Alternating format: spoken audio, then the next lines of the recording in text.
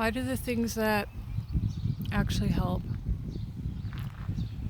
always hurt the most in the hell realm? I'm thinking about, like some of the best times of my life, and they usually involved people, friends, colleagues, coworkers, because we were kind of, in it together and helping each other.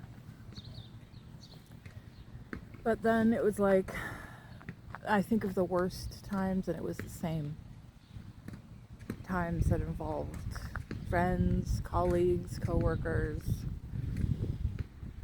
even the same ones who once helped you get through. And it's kind of the same with all the things in the hell realm that feel the best. Why is that? Why is it that, I make jokes about pizza and sunsets, but pizza is awesome. Imagine if you could just know that every day you could eat pizza for dinner. I feel like that would make things better for a little while until things started getting worse because of it.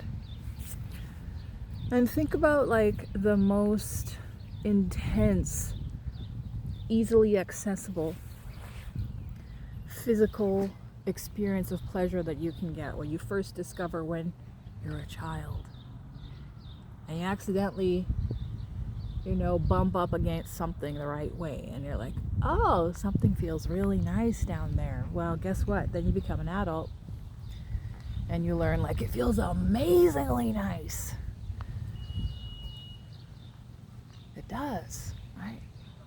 For a little while. And then mosquitoes come to bite you, and then you kind of realize that it's this sick thing that nature has done. You realize that your biology has rigged you. First of all, it makes you forget. It gives you the sensation of chemicals in your brain that are like heroin, that overlook red flags, that help you think of a person in a high, like a messiah. You're so excited. You get these dopamine cascades. You both are having these loving feelings between each other just long enough for you all to procreate. It's sick. And what happens after that? Well, childbirth, and for the woman, 9 months of labor. What do? They got to cut you open down there sometimes to get the baby out, and wow, then the baby gets to scream and get chock full of shots and get their private parts chopped off if they're a boy, and whoo. And later we got the school bullies, we got the divorce courts, all because you wanted to feel good for a little while. And you find out that sex is a pain reliever. There's these people who say they have a sex addiction, I have a really high libido, they just have, a high level of pain that they haven't learned to handle in a healthy way, and probably they get this high libido from watching internet porn on a constant, right? It's kind of like I sit there looking at pictures of different kind of desserts all day long, all night long, and having a really intense emotional and physical experience with these desserts that I see on the screen in very graphic image. And then I just tell people, I don't know, I just have a high cheesecake drive, and I don't know why. While I'm watching these intense cheesecake videos day and night to escape from the pain of my shitty existence.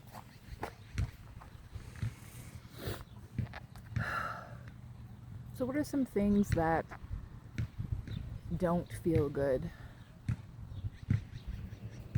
that produce positive results in the hell realm? Because don't you think that's backwards? Don't you think a person should get a physical cascade? Maybe a person should get an orgasm for doing something for someone else in a selfless way, or for being polite to a stranger. Don't you think? Oh no. You know that men even have a reward system in their brain for if they trick a woman into doing things for them? There's all this And the woman's reward system in her brain is for when she does things for other people. Tell me why nature made it like that. It's sick. All of it is sick. And yeah, you want to fuck around in the hell realm. You can do difficult things that will feel good over time, such as physical discipline. Cause pain in your body. Go work out. It's gonna suck, but eventually it will start feeling good. What else? Abstaining. You abstain from things that make you dislike yourself. It feels bad at first, but then eventually you develop self-respect, etc.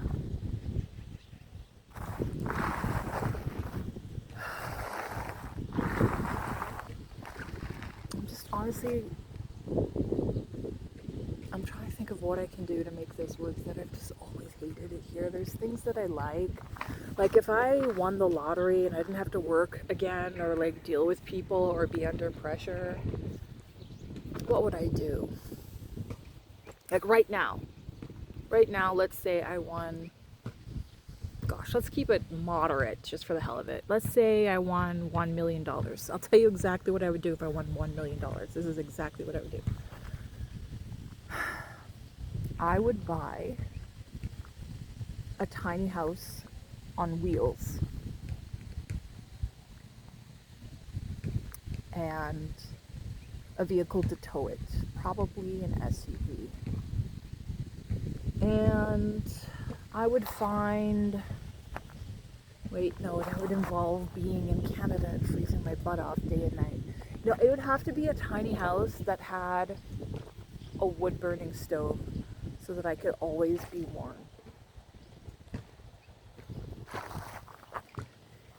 And maybe I'd find like a property I could park it on, and maybe I would buy a property I could park it on, something small, out of the way. And I kind of want, no, I don't need a swimming pool. I could have a bathtub. Yeah. So the tiny home would have a bathtub that was somehow hooked up to the wood burning furnace. Oh my God. Yeah. And on this little property that I had, I would also have a room with like big, wide open windows to see the outdoor beautiful nature, and I would have a treadmill in there.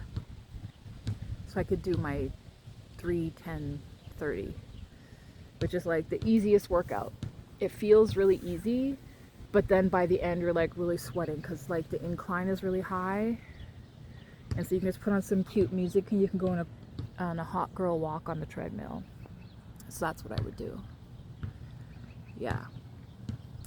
But I mean, and then of course I would just invest it so that I could live off the dividends. And I don't know, I would try to find a hobby. Maybe long distance biking. And I could go long distance biking in the Grand Canyon or like, nice hot places within North America. Like honestly, I don't know, it sounds crazy, but I'm just so done with like certain countries. I'm sorry, but like third world countries. Like I'm just gonna have to find ways to be hot in Canada. Physically hot, like heat wise, and also like in my body. And I mean, I like the idea, I like the sound of doing this. Maybe I would get some paint by numbers and start painting canvases or something, but this all seems very hollow to me, honestly. It's just like doing push-ups in jail. Like, okay, well, here's something to do to pass the fucking time,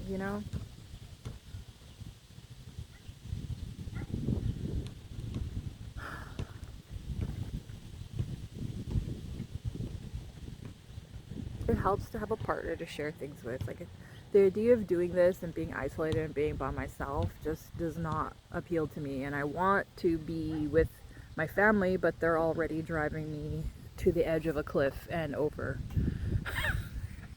I'm trying really hard. I think they're trying really hard. I don't actually know.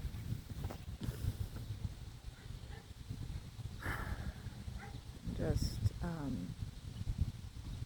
because I try. I try to be really considerate.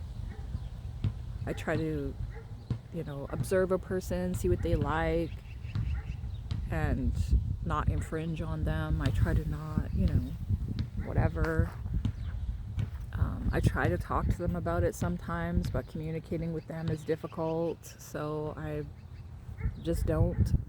So I just feel so effed. And my friend Sean told me that he kind of felt the same way. He's living on someone's farm right now, borrowed money from his parents to survive. And he told me the reason why he still keeps going is because he's like still useful to someone. And I kind of like that idea. So I'm trying to find someone who I might be useful to. Like I know for a fact, but I don't know if I can do it. I'm gonna try because, there have been times in my life where things worked out and I helped someone and they helped me. So that's all I got, but like I am just, look at that field. I just want to go out there and lay down there and just stay out there in the sun and not get back up again, man. Oh my God.